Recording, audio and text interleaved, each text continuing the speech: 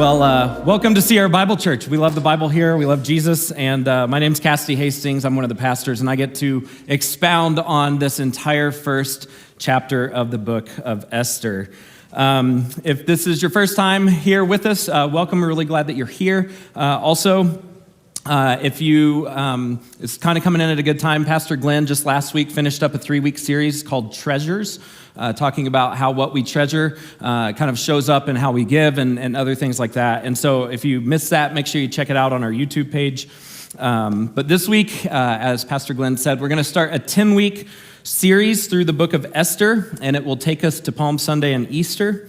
Esther is a unique book because it doesn't mention the name of God anywhere in the book. So it's kind of a unique thing going on there. It was written to the Jews to kind of tell them, remind them of how God delivered them from Haman and the plot to kill all the Jews throughout the Persian Empire. But it was also written to explain a feast that's not given in the Mosaic Law. It's called the Feast of Purim. And so it's written for that. And it's a very engaging story. I hope you kind of, as we go through this series, you kind of latch onto it because it's a satire. It uses irony. It's meant to, you're supposed to laugh and just kind of shake your head and groan and like face palm throughout this book because it's really showing the folly of the Persian leaders and it's really meant to highlight God at work. And so you may be asking, well, how did you pick Esther? Well, a few reasons. One is that we do here at Sierra Bible Church, we love working through books of the Bible, and we kind of intersperse that with some different topical things like the Treasure series or Advent. But before Advent, we went through the book of 2 Timothy. So one of the things we like to do is switch between Old and New Testament to kind of make sure that we're preaching the entire counsel of God. We also like to switch up genres. So 2 Timothy was a New Testament letter, and Esther is an Old Testament narrative.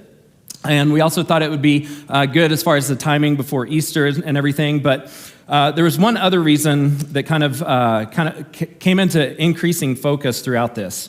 As I mentioned, Esther is a book about God's sovereignty over the location and the relationships of his people. And so he uses his people and the places and the relationships that he puts them in for his purposes. We're entering a season, an exciting new season as a church, just in this new year, where we're going to be emphasizing this among ourselves as well, that we want to see the places, the neighborhoods, the workplaces, the classrooms, all of these different places that God puts us is not by accident. These are divinely orchestrated, and none of us are where we are by accident. We talk sometimes around here this idea of who's your one, and so it's this idea of like, who has God put you in close relationship with? Somebody who's close to you but far away from Jesus. And so how can you start praying for that person, for them to be able to see the beauty of the gospel?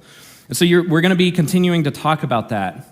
And sometimes I think in our mundane day-to-day life, it feels like, there's not really much going on.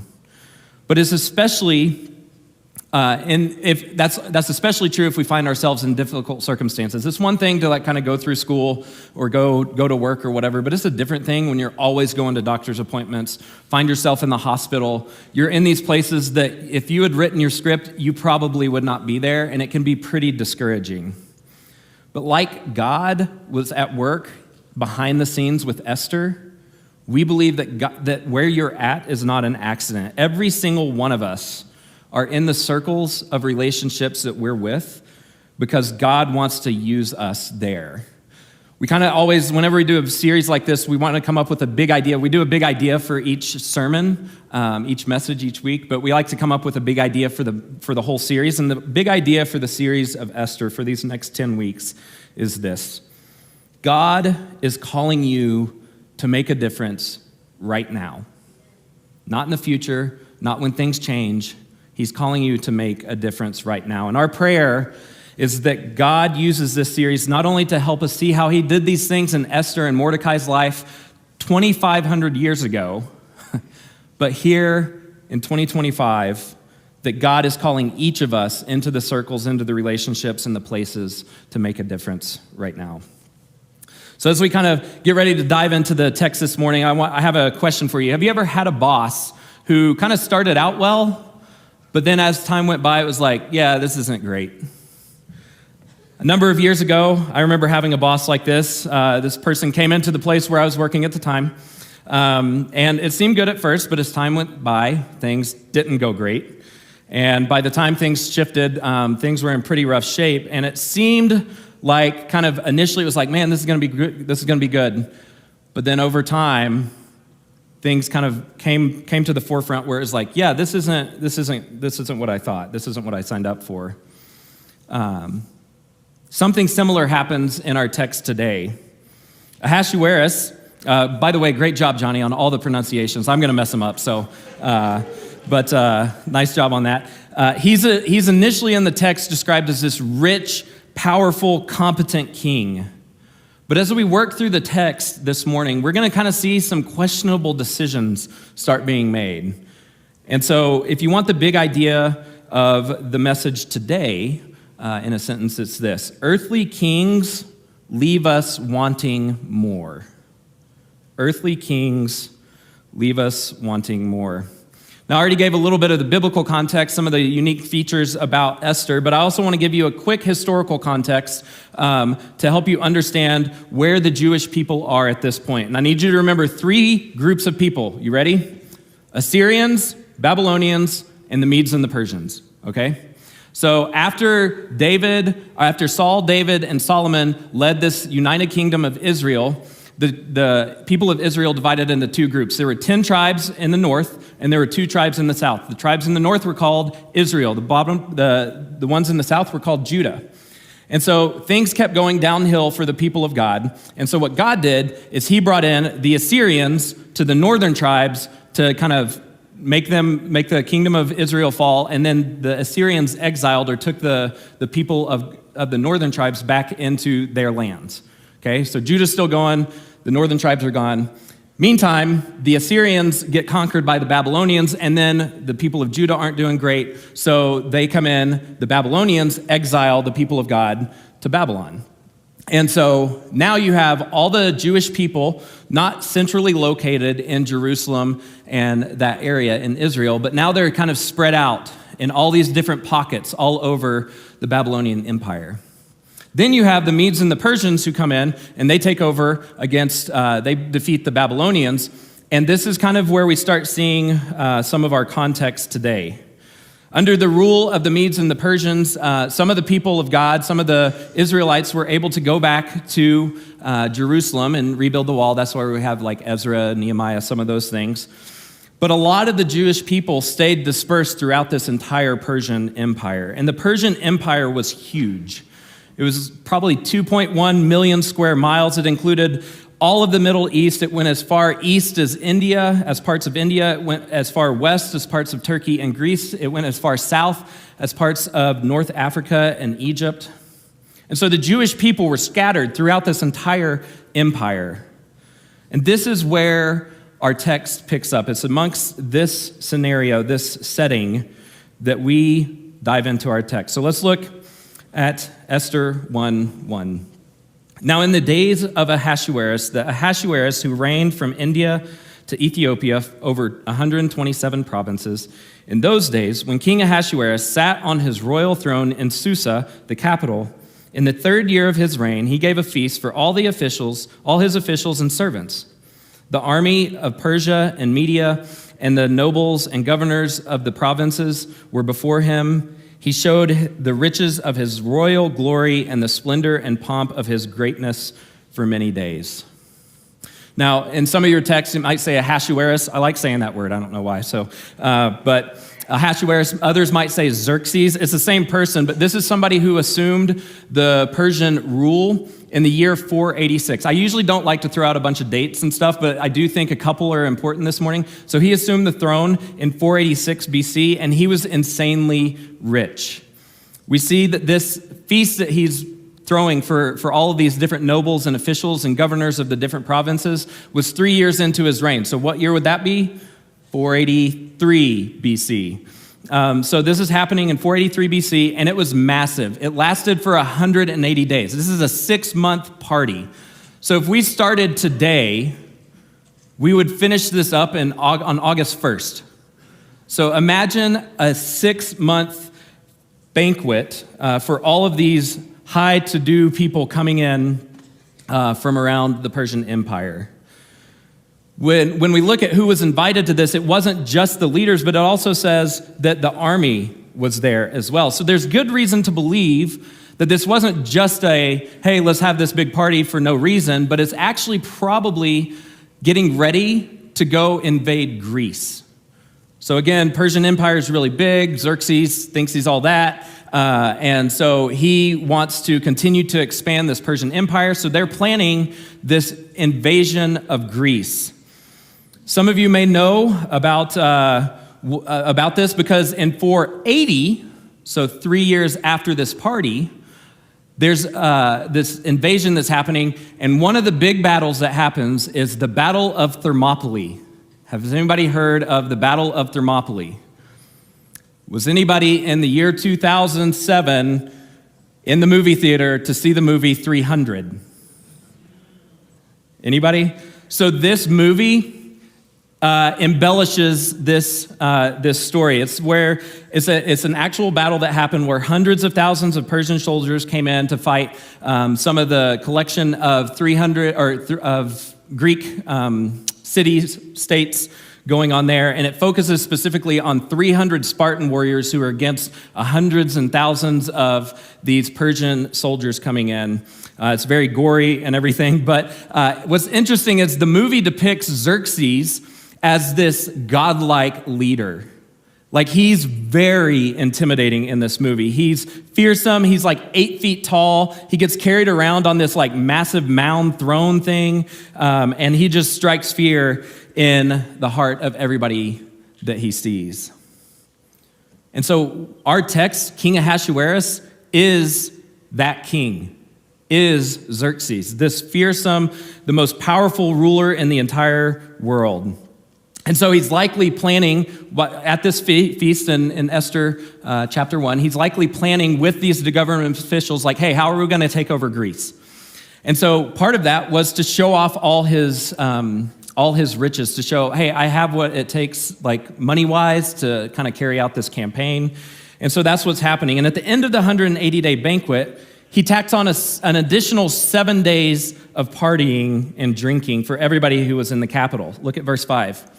And when these days, the 180 days, were completed, the king gave for all the people present in Susa, the citadel, both great and small, a feast lasting for 7 days in the court of the garden of the king's palace.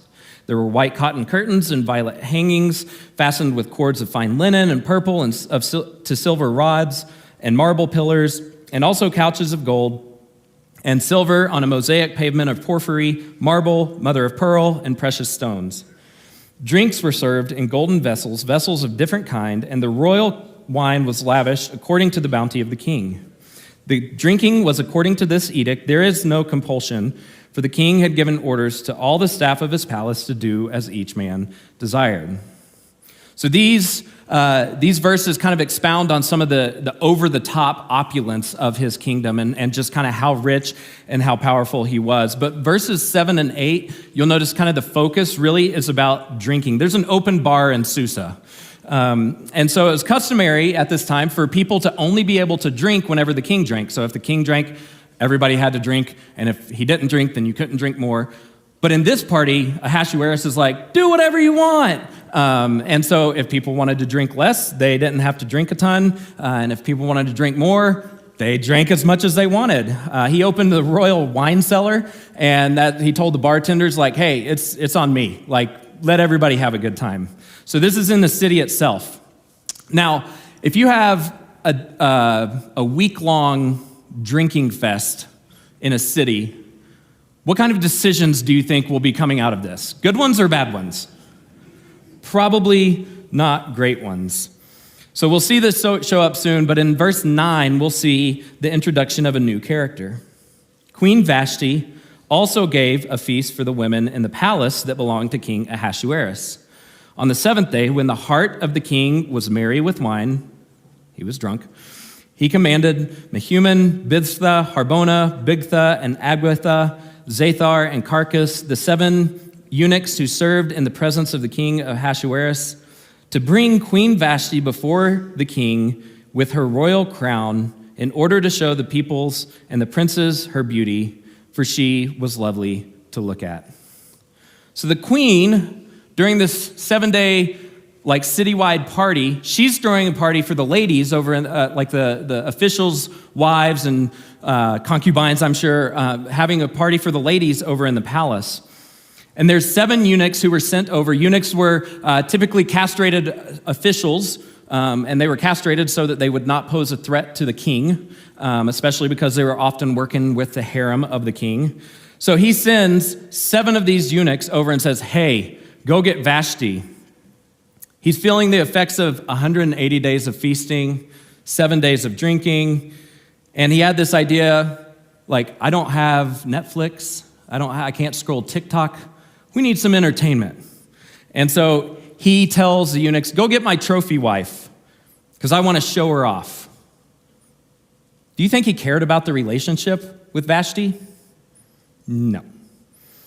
He wanted to brag about how hot she was. And so in verse 11, when it says, they asked, the eunuch he told the eunuchs to go get Vashti, bringing her before the king, wearing her crown. Some rabbinical scholars believe that was kind of saying I want her wearing only her crown. So this is scandalous. But Ahasuerus, his buddies, they're drunk. And again, there's no social media, there's no TV. And so he commands her to come parade in front of them.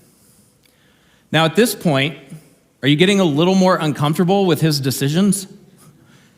So it's one thing to kind of have a bunch of riches and to show them off. It's another thing to kind of get drunk at a party that you're throwing. But it's another thing entirely to order your wife to come in so your drunk buddies can ogle her. That is messed up. So the cracks are starting to show in his character and his decision making. And so what is Vashti's response in verse 12? But Queen Vashti refused to come to the king's command delivered by the eunuchs. At this, the king became enraged, and his anger burned within him. So it doesn't say why she didn't come. People have speculated on it, but the point is that she didn't come, and Ahasuerus is ticked. So again, wrapping up 187 days of planning to invade Greece. They've been planning for over half a year to go to war. Ahasuerus is feeling the effects, and he's probably I can get whatever I want. So he sends the eunuchs, and then they have to come back and be she said no. So I wouldn't want to be one of those guys. But then that message, think about this, that message wasn't just a private conversation. That's delivered in the presence of all his buddies. These are 7 of the most important and powerful people in the entire Persian Empire. So this is incredibly awkward and embarrassing for him. And there's a contrast here, and this is where we see some of the irony and some of the satire coming through, that Ahasuerus is the most powerful ruler in the world, but he cannot control his own wife. He can command armies, but his wife won't listen to him. Or put another way, he was powerful everywhere but his own home. So what does he do? Great idea. He asked advice from his drunk buddies. Verses 13 through 15. Then the king said to the wise men who knew the times, for this was the king's procedure towards them, or towards all who were versed in the law and judgment. The men next to him being Karshena, Shethar, Admatha, Tarshish, Meres, Marsina, and Memucan, the 7 princes of Persia and Media who saw the king's face and sat first in the kingdom.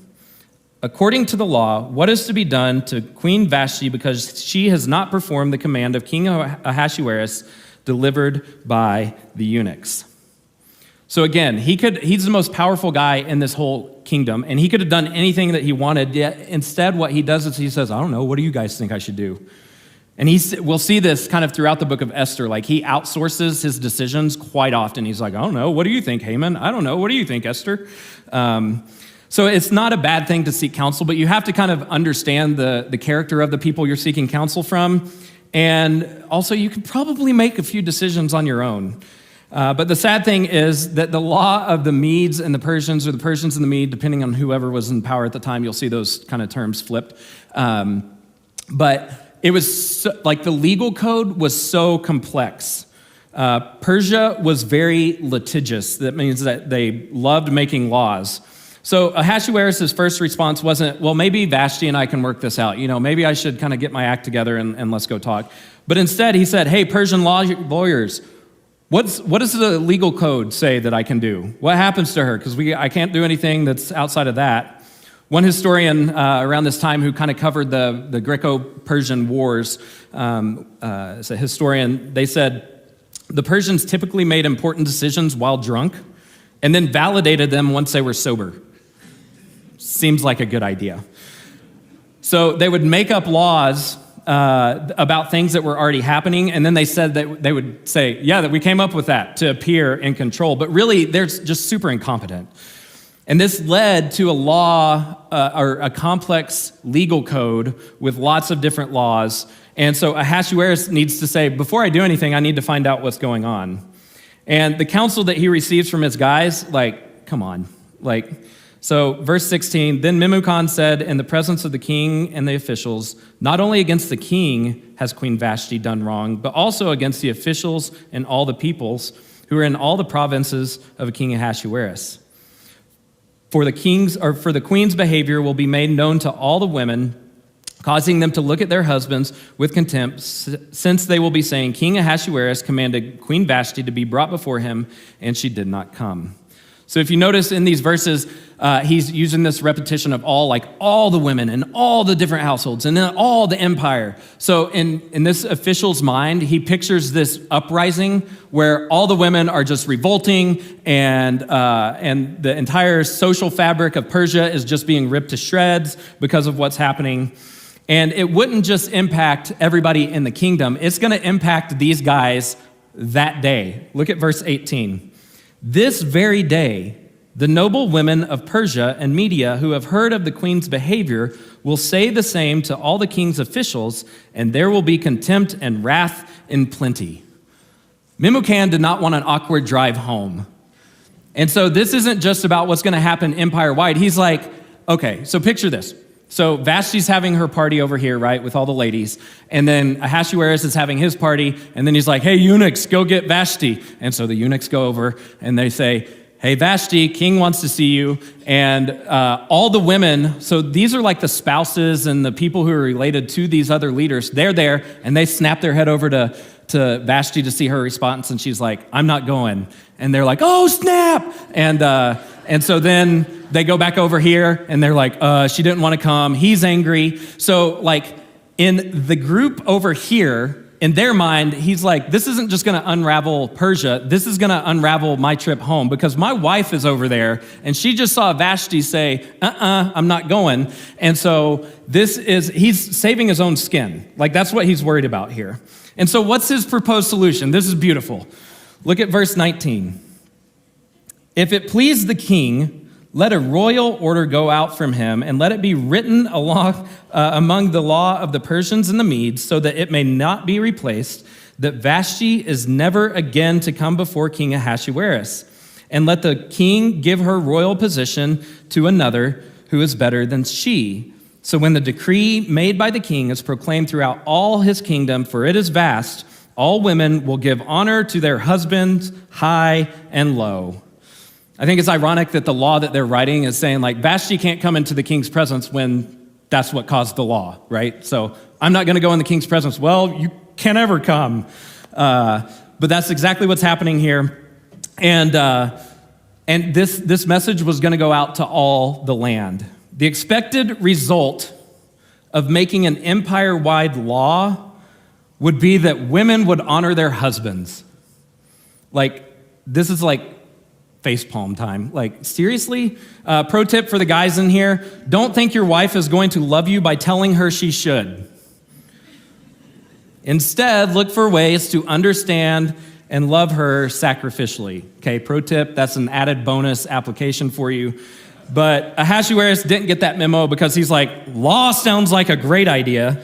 Look at verse 21. The advice pleased the king and the princes, and the king did as Memucan proposed. He sent letters to all the royal provinces, to every province in its own script, and to every people in his own language, that every man be master in his own household and speak according to the language of his people. Can I just say, not a lot of great ideas come out of a drunk set of guys getting together. Now, they weren't drunk in college, I don't think, but I was an RA in college, and some of I had some of the baseball guys on my hall. They had this idea, hey, what if we get a water balloon launcher and shoot a golf ball down the hall and see what happens? Well, you know what happens? It bounced off the concrete wall and then hit the guy in the head, and he had to go to the hospital.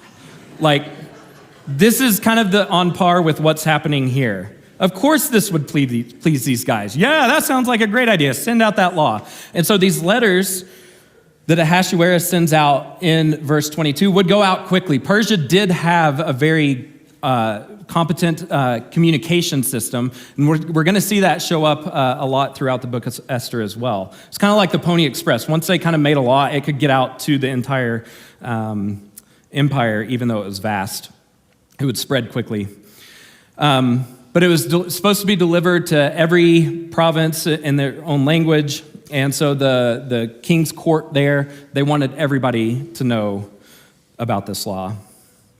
So chapter 1 begins kind of with this influx, right? So the army, the nobles, the governors are coming in from the provinces, but it ends with these letters going out to the provinces. And it starts with presenting Ahasuerus as this rich and powerful king, but it ends with him making a series of really poor decisions.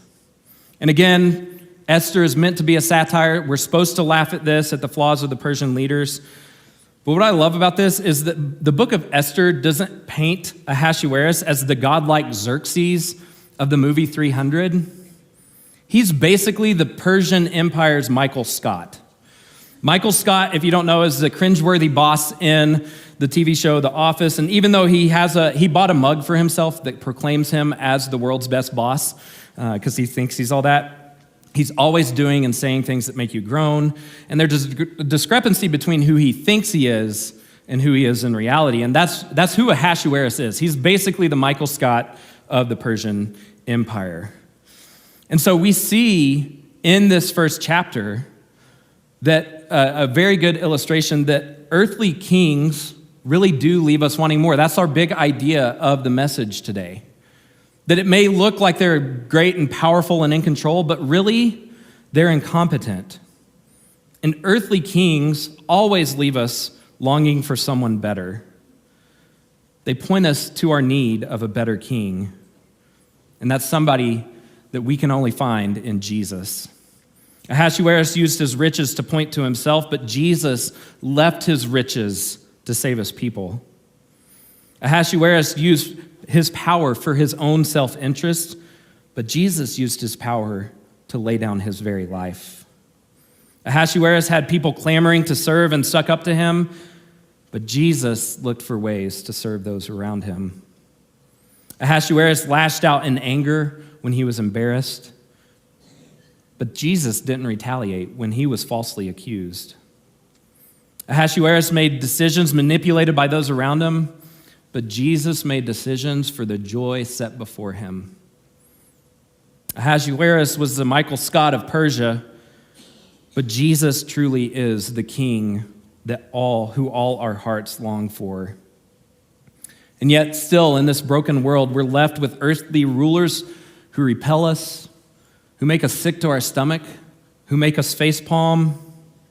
So how do we take this and apply it to where we are?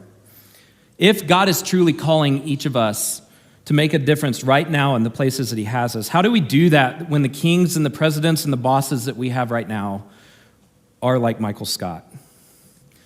Well, if you're a follower of Jesus, I want to start with this. Stop expecting earthly kings who are competent. Stop expecting competent earthly kings. When we expect somebody to be competent, we place our hope in them, and we're constantly disappointed. So I want to highlight two different ways that I've seen this show up. First, we hope in presidents.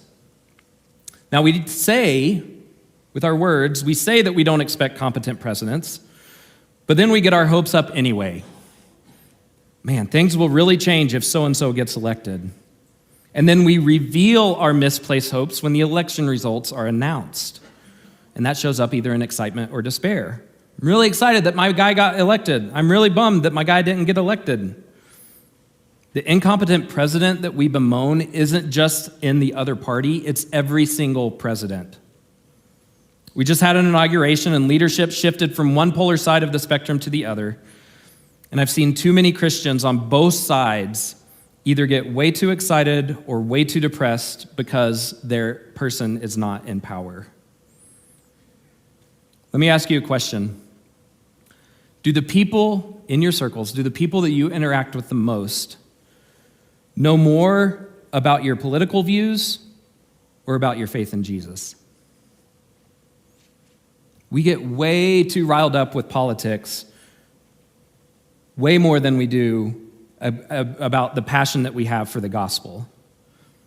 Every single president that we have ever had, that we have, that we ever will have, will disappoint. And every earthly kingdom, save one, will disappear. The Assyrians, gone. The Babylonians, gone. The Persians, gone. America's not going to be here forever. There is only one unshakable kingdom, and that's the one ruled by Jesus, so root your hope in him. Now, I'm not saying to disengage from the process or to be indifferent, but let's temper our expectations. That's what I'm asking. Temper our expectations of what a president will do, because every president, regardless of the party, will let us down. As followers of Jesus, we say this a lot around here, our hope is in Jesus, not Washington. So let's check our tone and how we talk about other people, and let's check our hearts to ensure that we're not putting more hope in our earthly rulers than we should be. Second one, so presidents, but I also see this, I think sometimes we hope in our bosses, people in authority over us. Some of us have really good bosses. Some have mediocre bosses, and others have Michael Scott. And it can be maddening to have a boss like that. Now, it's okay to be frustrated with your work situation, but don't let that keep you from taking the seemingly mundane, everyday, huge things, steps of obedience and faith that Jesus calls you where you are.